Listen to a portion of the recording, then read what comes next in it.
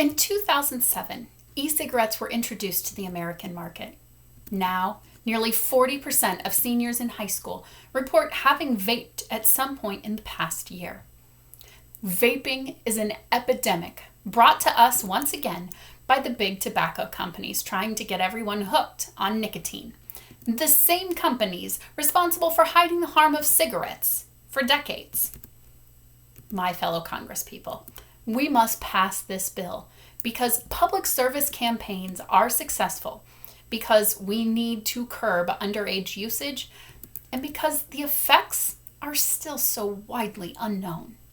First of all, anti-smoking campaigns have been successful in the past and can be successful to curb vaping.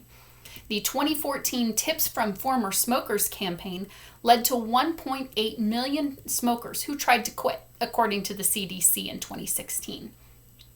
These ad campaigns to reduce smoking have worked in the past and can work again for anti-vaping.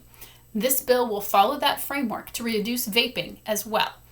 This bill will give the FDA funding to fight big tobacco with advertising. Secondly, we need to reduce underage usage. 95% of Americans that smoke started smoking before the age of 21, according to the CDC. Raising the age to vape to 21 will delay the possible onset of addiction and decrease the opportunity for teens to access e-cigarettes quite as easily, simply because they're in a different social group than those who are legally able to purchase things. Third, the effects are still so widely unknown. The first study on long-term health effects of vaping was completed in December of 2019, according to the American Journal of Preventive Medicine. Vaping is still new, and we're just scratching the surface on what the long-term health effects will be. We must put money into studying this.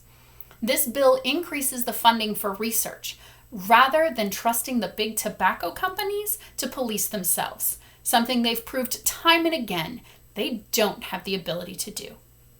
My fellow Congresspeople, we must pass this bill because anti-smoking campaigns have been successful and will be successful again to curb vaping, because we need to curb underage usage, and lastly, because the effects of vaping are still so unknown. It is too soon to trust our lives to the tobacco companies. It's time to put a stop to the vaping epidemic.